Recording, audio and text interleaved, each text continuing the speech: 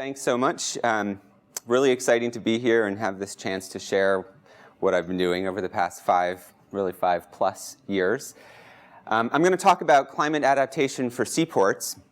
But first, let me just tell you how I got interested in this topic. I did work on sailing ships, so I sailed in and out of countless ports and harbors around the world, and especially around the Northeast coast. And then I had a next career as a coastal policy analyst where I worked on both working waterfront issues around ports and harbors and also on climate adaptation policies. Only those two different policy efforts didn't overlap, and that seemed like a really pressing need and opportunity for research. So I'll give you an overview of what I'm going to talk about today. First, I'll provide you with the motivation for this research and talk about ports and the climate change challenge. I'll try to put this into context within the broader community of people who are looking at adaptation and resilience, and then get into the results of the actual research that I did. I addressed 4 questions. The first was in this, what I'm calling the problem space, which is where we're spending a lot of time trying to identify exactly what it is that we're up against here. So the first question is, how are seaports currently considering climate change? Seems like a good place to start. And then the next question, how do hurricanes at ports actually impact the stakeholders of the port, not just the internal, not just the port authority itself? Next, how do these stakeholders consider port resilience in their planning and policy efforts currently? And then from the problem space, I'll talk a little bit about the solution space, which is a little bit more satisfying, I think, than talking about problems all the time. So the question here that I was trying to address was, how can stakeholders participate in building resilience for their port to the impacts of climate change? And finally, I'll talk about some of the future work that I'm planning to do in the upcoming months and years. So let's start with ports and the climate change challenge. So ports they're critical, they're complex, and they're constrained. They're critical because over 80% of the world's freight moves by ship. So if you look around the room and you think about the things that we're wearing and the building materials and the computers and the screens and pretty much everything in this room, it had to travel through at least 2 ports from its point of origin to where it is now, and probably many more ports than that. So on a global scale, they're economic engines. On a local scale, they're also critical infrastructure. They provide a lot of jobs to their local communities. And a lot of important resources move through ports. Ports are also very complex. So they may be completely privately operated. They may be completely public entities. They're often a blend of public and private. There's overlapping jurisdictions around ports because they're in the coastal zone. And they also have complex time horizons where they're interested in what's happening in the next quarter from an economic perspective, but they're building and utilizing infrastructure that's going to last easily 100 years or more. So if you go down to any port in New York or San Francisco, you'll find wharves and piers that were built at the beginning of the 20th century, and they're still functioning just fine. And finally, ports are constrained. So they're dependent on very specific locations. They need deep water. They need some protection in the form of a harbor. They're also in environmentally sensitive areas. They're typically located on estuaries where the oceans meet the rivers. And this is because when ports were forming, they were there to help facilitate the transfer of cargo from other countries into the inland areas of the U.S. or whatever country they're located in. So these estuaries are also critical marine habitat. This is where marine life is bred and grows in its early years, and so they're very sensitive. And so ports are placing hundreds of thousands of tons of hazardous materials right across the tops of these very sensitive environmental locations. So ports are already in harm's way before we even start talking about climate change. This is a map showing all of the storm tracks in the last 50 years are these orange lines, and the ports that have come within 100 kilometers of Any of or more of those storm tracks are the green dots. So this represents about a third of the ports in the world, about 1,500 ports that have been within 100 kilometers of a tropical storm in the last 50 years. Climate change presents a whole host of new challenges for ports. There are three that are of particular concern. The first is tropical storms. So as we saw, they're already in harm's way with tropical storms, and the projections for tropical storms are a doubling of the intense category 4 and 5s, so storms that are as strong or stronger than Katrina and Sandy, and an overall increase in the frequency of tropical storms by 2100. So we're going to be looking at more storms and more intense storms. Sea level rise we hear a lot about. Sea level rise projections right now range from 0.75 to almost 2 meters by 2100. And even the very low end of this is going to be a significant problem for many coastal areas around the world. And finally, inland flooding from more extreme precipitation events means that these rivers that ports are located on will also have flooding, and that will contribute to the problems that they're facing. So if we kind of collapse all of this into one way to look at all of these things together, we're finding that what is today considered the 1 in 100 year storm event, or the 1% probability of a given height of storm, will become the 1 in 3 year storm event by 2100. So this is a study that was just done for the northeast coast, but the same is going to hold true in a lot of parts of the world. So I've already mentioned 2100. I want to just stop for a second on this number. This is a somewhat arbitrary number that climate scientists use as kind of a benchmark for looking at what will be happening by a time that we can try to relate to. But as I'm going through the rest of this talk, just keep in mind that 2100 seems far away, but over 50% of the children born in the US today will live to be 105. So that puts them out all the way into 2118. So 2100 may seem like the distant future, but it really is just around the corner. So let me put the work that I've done into a broader context. This work fits in a nexus of kind of three broad areas. The first is climate change adaptation. And adaptation, according to the Intergovernmental Panel on Climate Change, is the process of adjustment to climate and its effects in order to moderate harm or exploit beneficial opportunities. So this is a big challenge in a lot of sectors. Everybody will be impacted by climate change, everybody on the planet. The second area is seaport stakeholder clusters. And I'm defining a cluster as the group of individuals and organizations that depends on one organization, in this case the seaport, to fulfill their own goals, and on whom in turn that organization depends. And I'm going to talk a bit more about the seaport stakeholder cluster a little bit later. And the third area is resilience theory and natural hazards. And resilience is an important part of climate adaptation for ports. Resilience is the ability of a system to anticipate, absorb, accommodate, or recover from the effects of a hazardous event. In this case, it's the port system, and the hazardous event that's really of concern most are these storm events. So in the nexus of this are resilient seaport systems. So what's an ideal resilient seaport system? Well, there's no one definition of this, and the definition is going to be different for different kinds of people and with different interests. But there are some kind of key concepts that are part of a resilient seaport system.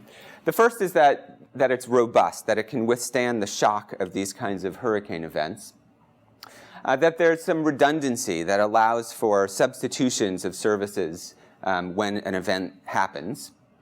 That resources can be mobilized quickly, that there's a resumption of normality fairly quickly. And really the bottom line is that a resilient seaport system is one where social disruption, economic losses, and environmental harm are minimized. So how do we get there?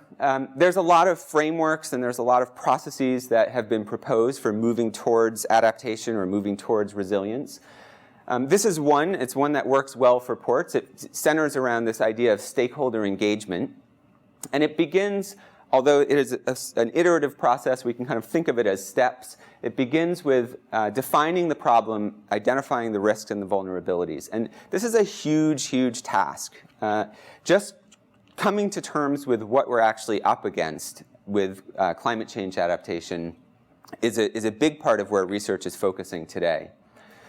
From there, we can move into actually identifying what strategies are available to reduce or to build resilience.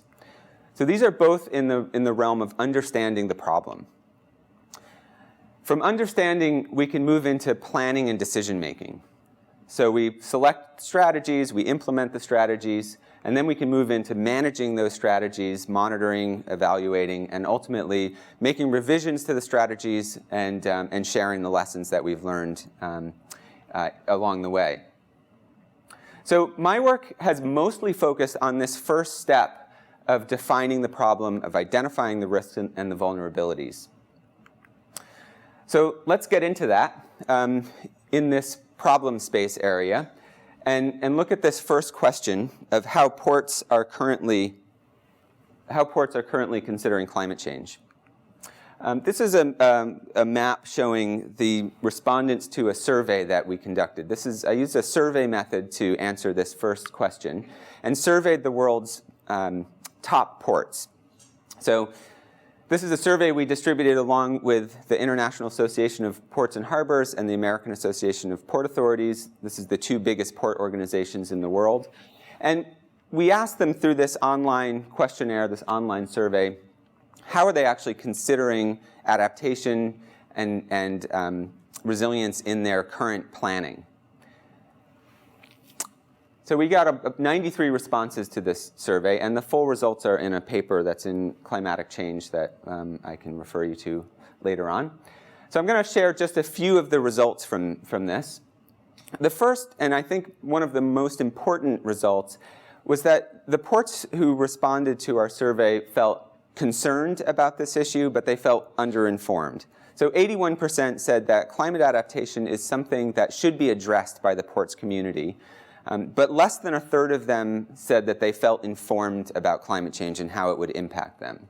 And this isn't to say that they actually were informed or that they had good information, but they certainly are not feeling informed. And so that indicates that this is really an area that needs some further research and further work. So what were their top concerns? This was their answers to what are the top 3 concerns about climate change that you have. The size of the font indicates how many times we heard that response. And you can see that storm impacts and sea level rise really rose to the top here. So this helped to direct the future work that I did here at Stanford. But clearly, these are issues that are important to them, and they're particularly concerned with these storm-related problems.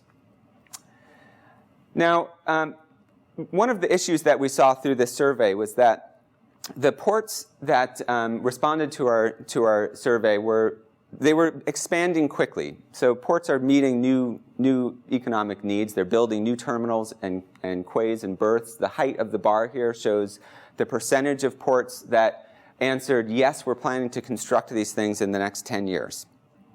So a fairly large majority are planning on building. However, when we asked them about what design standards they're actually using to build this infrastructure, most of them in this purple bar here said that they were using that 1-in-100-year event as their design standard. So they were building things to sustain a 1-in-100-year storm event.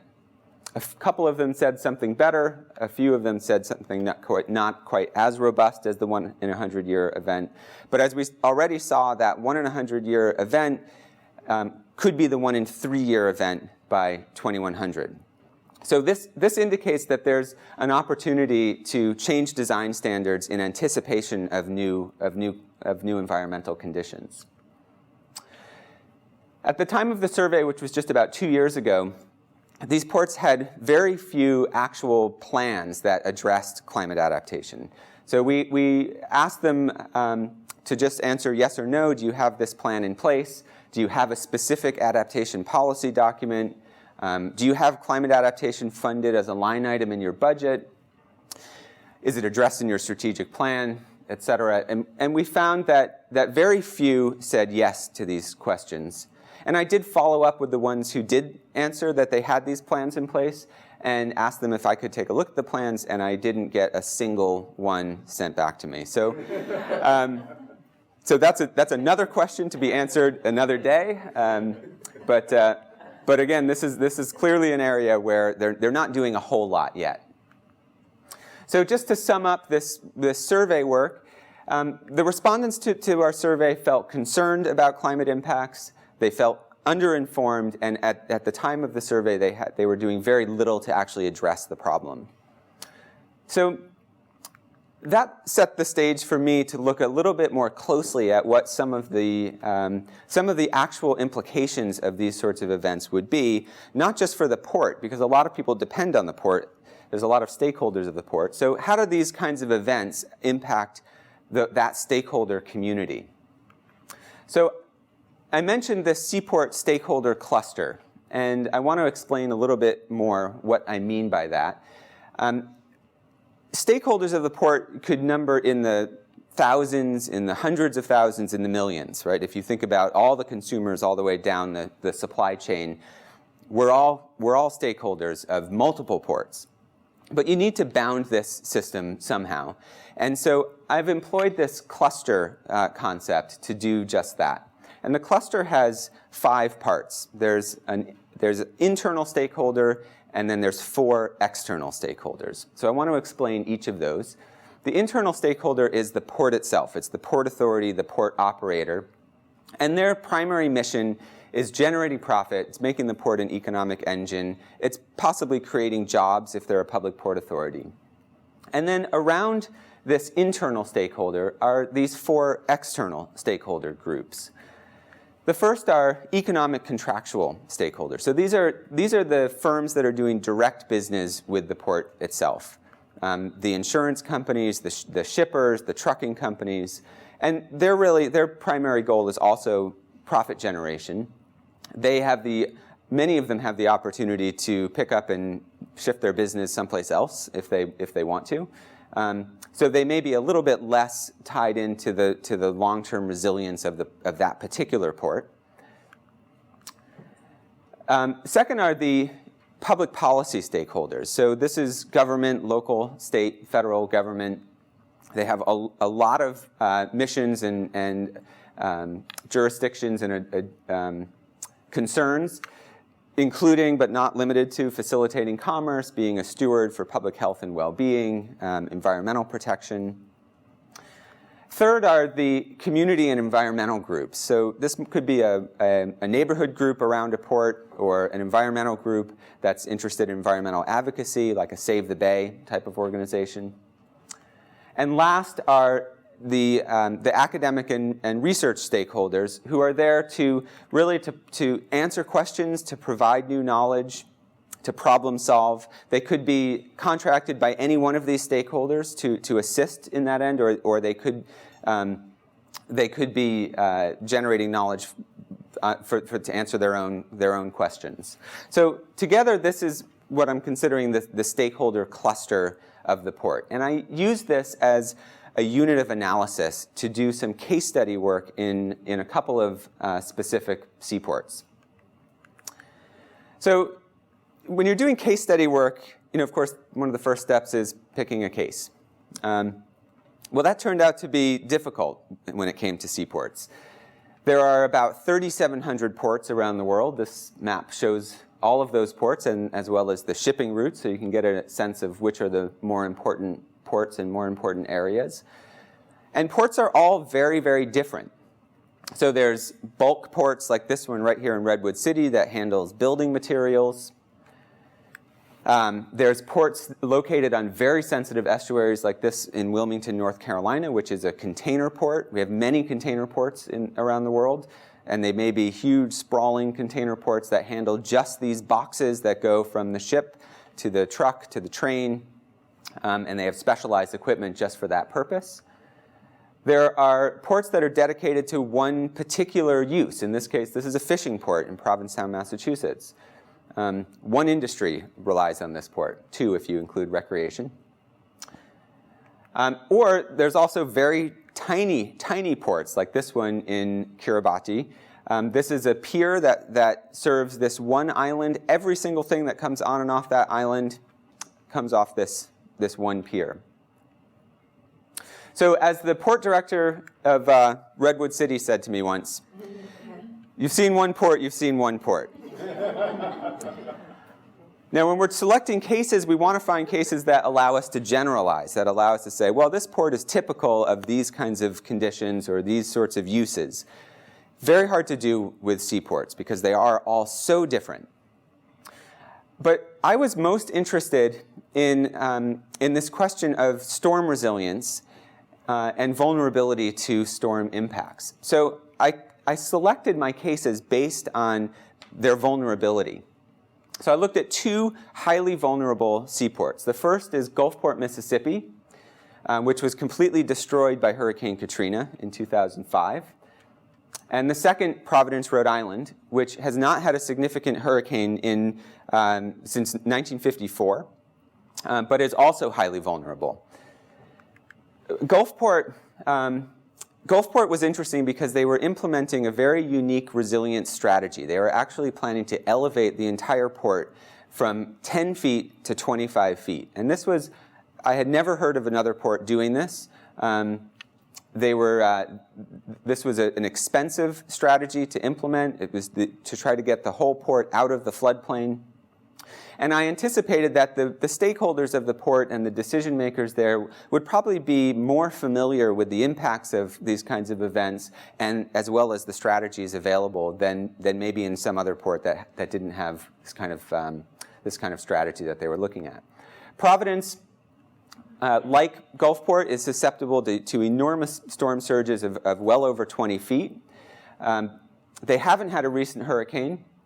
But the state has been focusing on climate adaptation in general, not specifically with respect to the port, but the stakeholders there have developed a climate adaptation plan. I played a part in that. And so I also had good access to many of the stakeholders of the port. I had a lot of trust built up with them from previous work that I'd done there, and so I felt that access would be a real benefit for doing this research. So I'm going to quickly go through the methods that I employed to do this case study work. I started out by working with a team to create a hurricane scenario. So this was a storm that was worse than storms that they had seen in the past, but still plausible. So for Gulfport, it looked like this. This is a storm surge from a Category 4. We created these buildings using SketchUp. And I showed this image and a similar one in Providence to the people that I ultimately interviewed.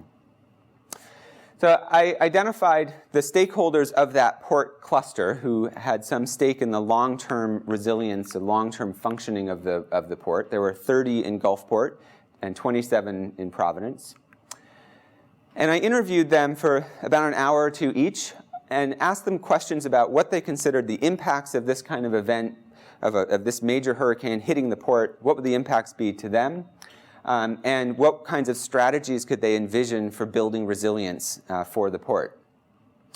And then I looked at the different planning and policy documents in each of these case studies. Every planning and policy document from all of those stakeholder groups that addressed both the port and storm planning, or storm impacts, either one. And there were 6 from Providence and 16 from Gulfport. And there were things like hazard mitigation plans, restoration plans for the port of Gulfport, that sort of thing.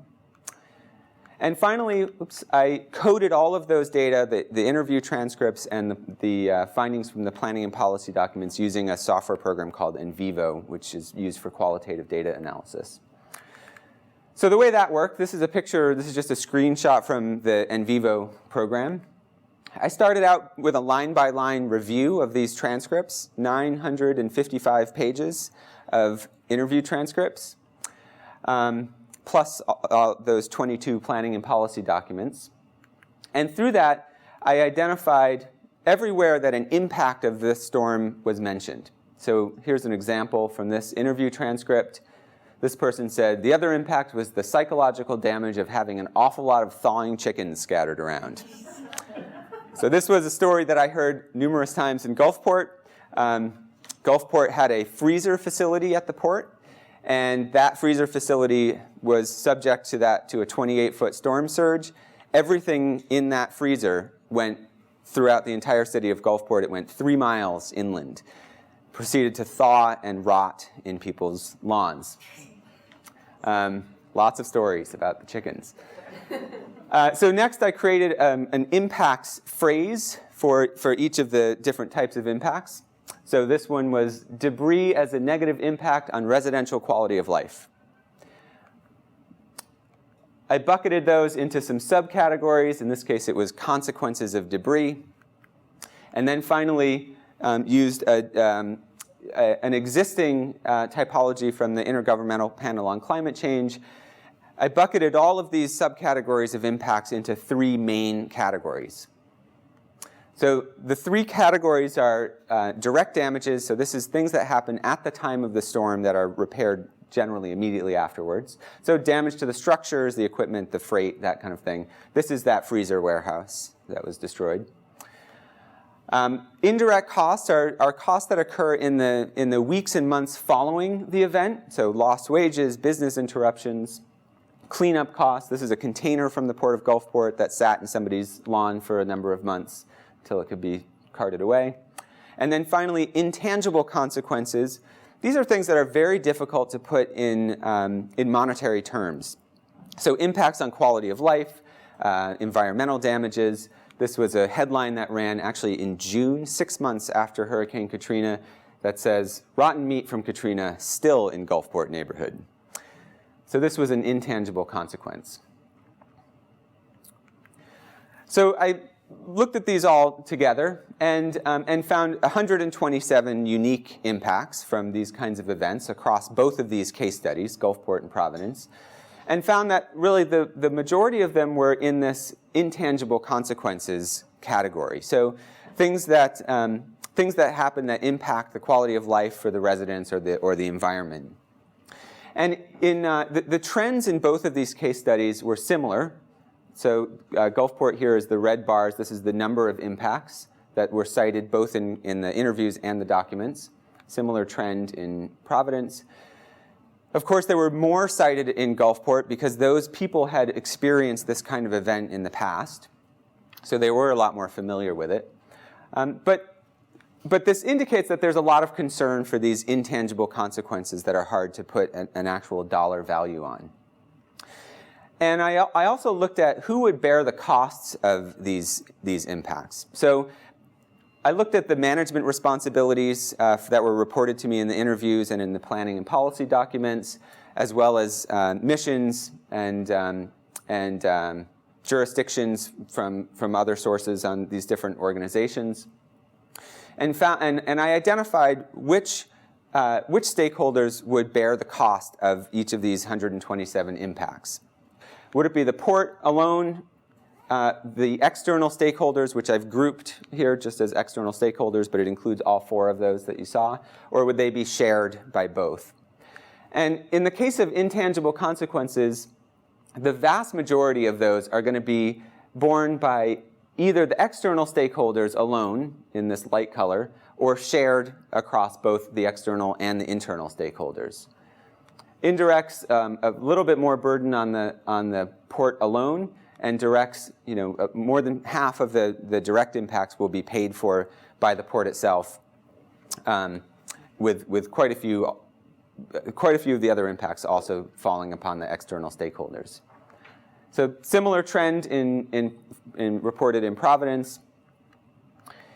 And so to kind of sum this up, there were 127 unique impacts identified. There were lots of these intangible consequences. And I found that the stakeholders external to the port were bearing a very high percentage of these actual costs, and in particular the ones that came from the intangible consequences. So the next question was, okay, if there are these costs and these stakeholders are bearing those costs, are they looking at this issue in their planning and policy currently? So I used a similar method, similar coding method, so I won't go through that again. But I asked the stakeholders what kinds of That's the next one. I compared how the interviewees described these impacts of events with what was actually happening in the planning and policy documents. So of these 127 impacts, which ones were mentioned in interviews by people I was talking to, and which ones were actually addressed more formally through planning and policy. And I found that for the most part, the concerns, those 127 concerns, for the most part, they were not addressed specifically in the planning and policy documents. In Gulfport, in particular, the intangible consequences showed up very infrequently in those planning and policy documents. A little more attention to the direct damages, which wasn't too surprising because there was a lot of kind of impact assessments done after Katrina. But in general, it seemed that people were concerned about a lot of these things, but they weren't really being addressed through formal policy. Same scenario in Providence. So why does this matter? One reason why it matters is because decisions being made at ports are not necessarily taking into account the concerns and the needs of that greater stakeholder cluster. So here's an example of how that played out, somewhat ironically. I mentioned that I chose the Port of Gulfport because they were implementing this great resilience strategy, this $140 million project to elevate the port. Well, on October 30th of just this past year, the port commissioners got together and they held a vote and they decided to completely abandon that elevation project entirely. And they took that $140 million and they put it into another project. In this case, it was deepening the channel that would build profits in the shorter term and try to provide some more jobs in the short term. So here's a decision that was made by the port that clearly had some impacts on all of that stakeholder cluster. May or may not have been the right decision. I don't have a judgment on that, but there may be an area here for more. Well, you think I do, huh? And so to add a little bit more irony to this, this vote took place on October 30th, which was the same, it was right in the aftermath of Superstorm Sandy doing $80 billion of damage to the New York, New Jersey area. So to summarize what I found through the survey and through these case studies, in the survey we found that port planning practices are not considering climate change and the resulting storm impacts. Through these two case studies, the impacts of a storm hitting a port result in costs that are borne by all of the stakeholders within that port cluster and really by society as a whole. And that in Providence and Gulfport, the intangible consequences of these kinds of events were really of particular concern to the stakeholders. But their concerns weren't reflected in the official planning and policy documents of the port or of their own planning and policy. So let's move into the slightly more satisfying solution space. I'm sorry, this will be a quick voyage in the solution space. So how can stakeholders build port resilience to climate change impacts? So same methodology for these two case studies.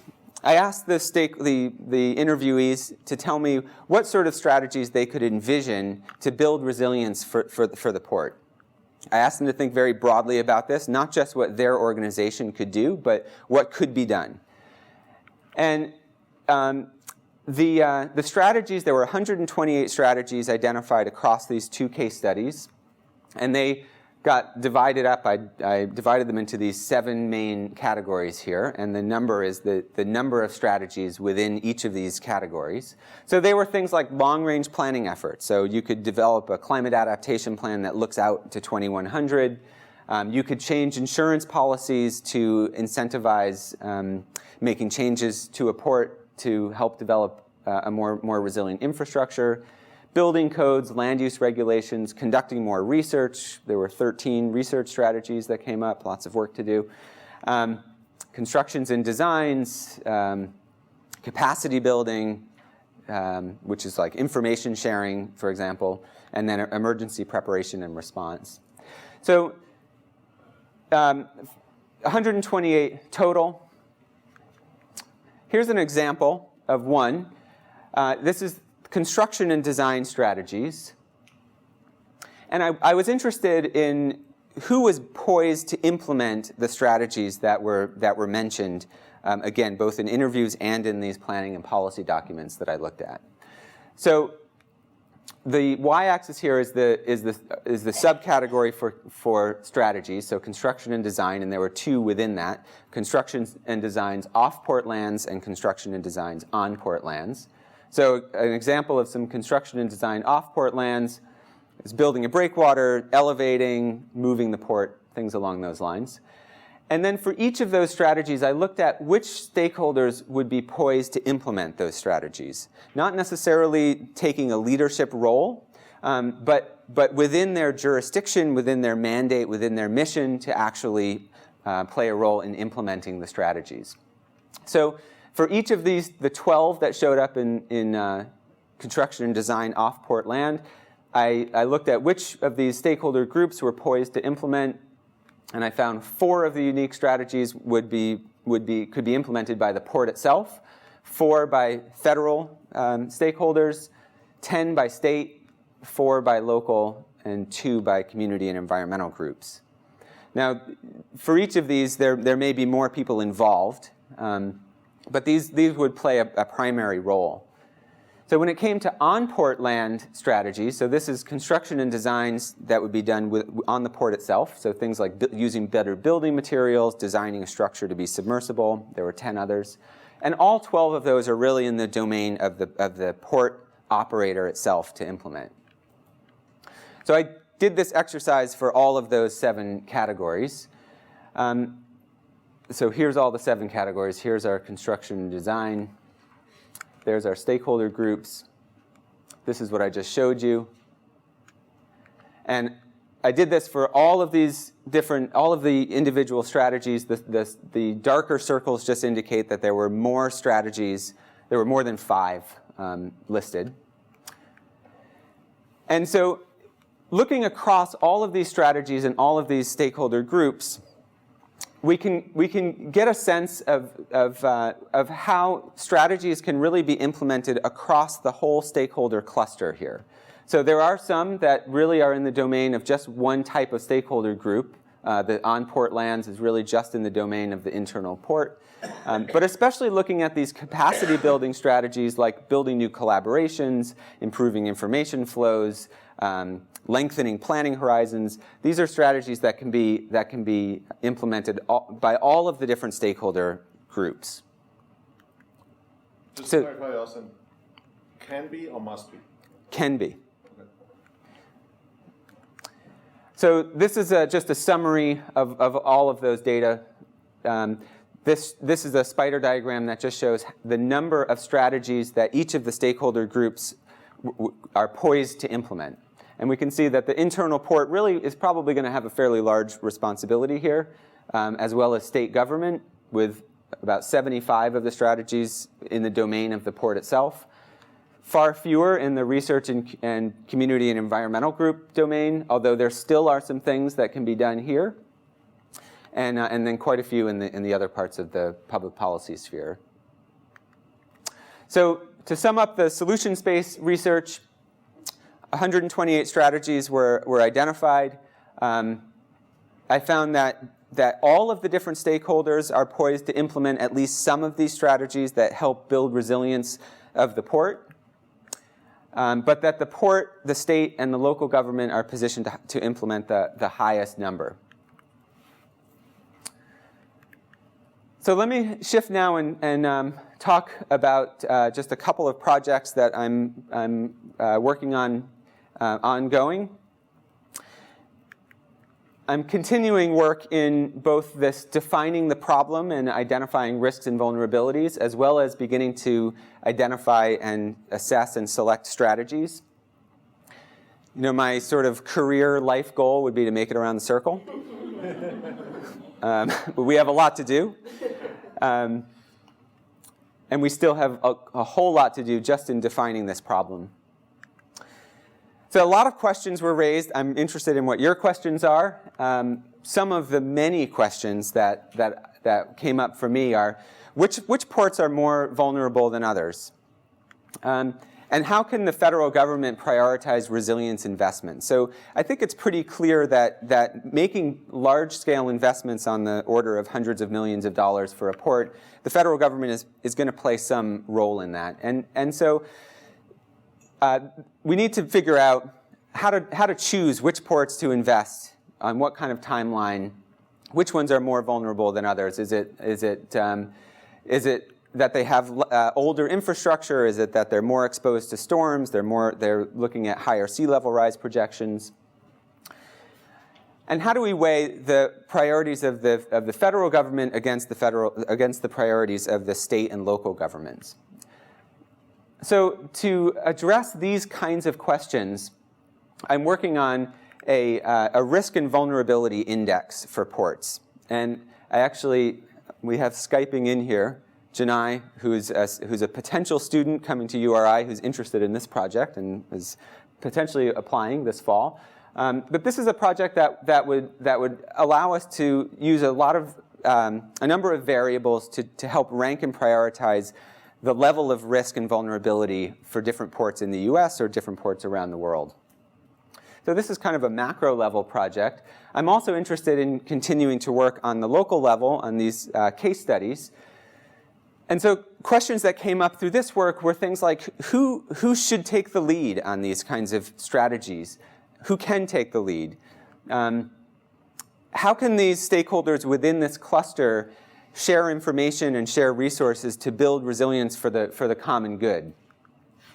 And on what timeline should the strategies actually be implemented? Are there some things that are really pressing that we could do today? And are there others that maybe we can comfortably kind of put on the shelf and wait 20 or 30 years? And we know they're there, we know we're going to have to do these things, but we know we don't need to do them in the near future. So to address these kinds of questions, I'm interested in working on decision support tools for multi-criteria decision analysis. So these are tools that allow you to go into a group, a case study, a stakeholder group, and work with stakeholders to develop prioritization and ranking for different impacts, allow you to look at how the stakeholders perceive the linkages between the impacts, and then which strategies they think would be most effective in mitigating against those different impacts. So there's lots and lots of work to be done in this area, many careers worth of work to be done. I think this is one of the biggest environmental challenges the human race has ever faced. We're just in the beginning stages of trying to understand exactly what it is we're up against and how we're going to start to manage some of these problems. So it's an exciting place to be in terms of research. And I will take your questions in a second. But I think first, I just want to acknowledge some really important people in this work. Pam and Martin, my two leads, who have both been incredible support, amazing advice, helping me to see the forest through the trees. Martin and I taught a course together every quarter for 4 years, I think, 4, yeah. And just really encouraging and amazing insights into the work that I've been done, and I thank you both. Meg and Mike, also on my committee, just great sources of support, great feedback, keeping me grounded in what's actually going on both in California and the federal level with adaptation, and with the IPCC where Mike works, and Steve, who's just been fantastic. We've had some great conversations. Your Jerry Garcia mobile is such a comfort. Lots of students and interviewees who played a big role in this work. The E-IPER staff, Noah, Jen, Deb, Helen, who's here too. Thank you guys for all of your help and support along the way. We've had some great funding support from Stanford and through the Lieberman Fellowship and through Walt Disney Imagineering, which worked with us on our class. And then lots of friends who've been very supportive, and family. My mom's here, my cousin's here, Elspeth. So thank you all so much for your help on this journey. And let's go back to some questions.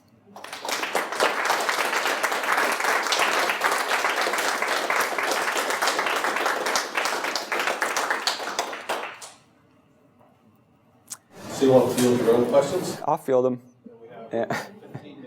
Okay, great. Keith. So for the list of potential problems for the port, compared with chickens on the lawn and buildings getting washed off of the port infrastructure, did you have a plan to quantify in any way how important the chickens are versus the port buildings? Yes, I mean there's a couple of things going on there. I mean one is the perceptions of the stakeholders themselves. I mean one stakeholder is going to say that chickens are more important, and one is going to say the damage to the building is more important. Of course, they're linked, and so I think one next step with this is to really look closely at those linkages and see how can we trace back those intangibles all the way back to one direct, for example. And that's something that I think would need to be done with those stakeholders. And so you could use that multi-criteria kind of tool to help get at some of those linkages. Yeah. Yeah. I was curious if you could go back in time and survey Gulfport before Katrina. How different would the list have been before and after? Oh, that's a great question. Less chickens. Chickens wouldn't have been mentioned, but there's much more than that. If I was to guess, I would say they probably would have listed the majority of things that they did after, but there were some surprises. The chickens was a big surprise for a lot of people. I mean, it wasn't just the chickens. It was the chickens, the containers, all of the debris. Debris really is a huge, huge issue in these areas. And I think that there doesn't tend to be a good understanding of how significant a problem debris is going to be before an event. So I mean, my guess is that the majority of the impacts they would have had some awareness around. The debris, I'm sure they would have mentioned it. I mean, the debris came up a lot in Providence, but the specificity wouldn't have been there. Yeah, Danny. I'm curious about the role of the insurance industry in all this. Yeah. You kind of touched on that, but it strikes me thinking about who bears the costs for it, that they might be a really important player.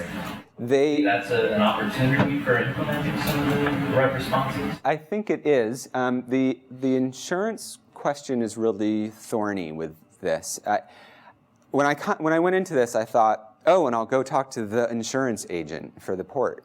Well, it doesn't work like that. I mean, there's multiple policies. There's every firm at the port has multiple policies. On a kind of macro scale, the insurance industry is very, very interested and aware of climate change and the role that they'll play. But when it comes to actual policies at a port like this, they're rewriting policies on an annual basis, and so they're able to adjust over time. So they're not, the insurance folks that I talked to, and I talked to from both ports, they really weren't seeing an issue for them. The other problem with insurance is that you only insure up to a certain threshold. And once that threshold is exceeded, then the federal government steps in for a bailout. And so, yeah, there is a certain amount that I think the insurance industry can do, and I think the insurance industry could be regulated so that it would need to provide some more incentives for actually implementing some of these strategies, and maybe there's an offset in rates in exchange for that. Certainly there's a role there, but it's a complicated one. Out of curiosity, do you know that threshold in the U.S. for when where it kicks in for as a federal disaster? I can't remember what it is. Yeah. Dan. Just curious. So in your new capacity as a professor at the University of Rhode Island, are you worried that you'll interact too much with your Providence case, that you'll start to be influencing results that you might be getting from your research of that case? I hadn't thought of that, that worry. I hope that I would have some influence, yeah. I don't know how much more research I would actually be doing in the Port of Providence. I think I'll be playing a role in some like stakeholder exercises there through this and through some other things that we're working on. But I'm really interested in kind of branching out from there also. So I don't see that as a too big a concern. Yeah. In talking to the stakeholders about the risks, did prevention come up over resilience at all? Prevention, how do you mean? So, the 1 in 3 year storms, did it ever come up on how to maybe prevent that from being the case? Oh, I see.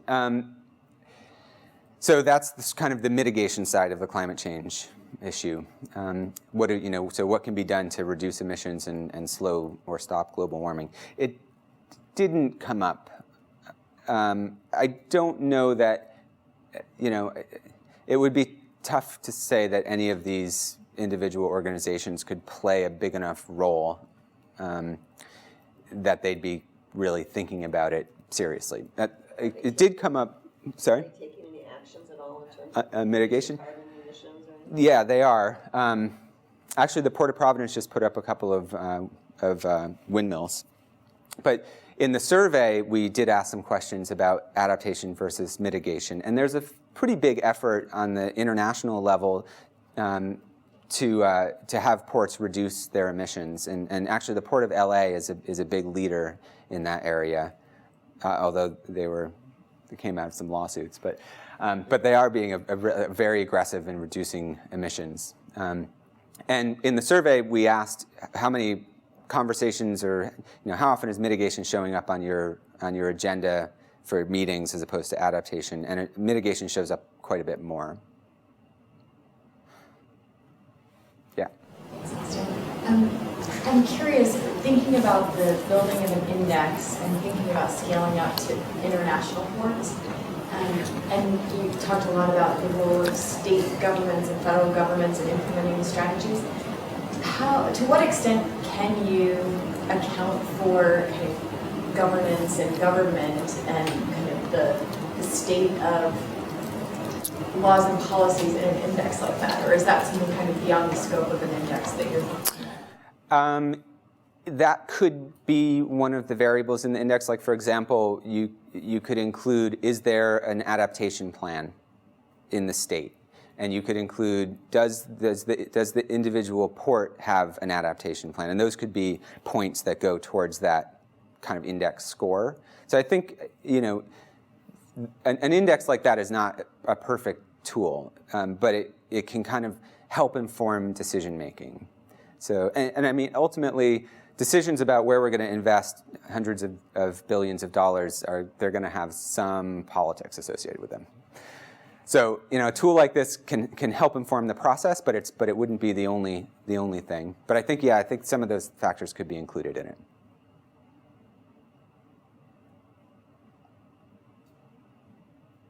Fran. I'm wondering why it is you think that you don't see these kind of intangible concerns of the external stakeholders reflected in the planning and policy documents. And is there any, did these policy documents have some kind of process of structured stakeholder engagement, or did it just not work, or does it sound silly to put chickens in your planning document? Yeah, so I didn't set out to answer the question of why on this, but I'm, of course, very interested in that question, and I have some ideas about why there is that mismatch, why there's that disconnect. And part of it, I think, is a scale issue. So, these kinds of vulnerability assessment or impact assessments or hazard mitigation plans, they tend to either focus on a very, very local scale, like one port facility, and they look at the needs of that particular operator, or they tend to be much more regional, where the port may show up in these kinds of efforts, but the port is one amongst a whole bunch of different areas of concern, and it may actually be, storms may be one of a whole bunch of areas of concern. So like some of these plans that mentioned impacts to the port, they spent 80% of the plan talking about terrorism. But they would mention somewhere, oh yeah, and also, there's also these storm things. And some of the problems could be the same as if there's a terrorist attack. But there isn't a specific focus on this cluster level scale, which I think is very important for doing this kind of planning. Does that answer your question?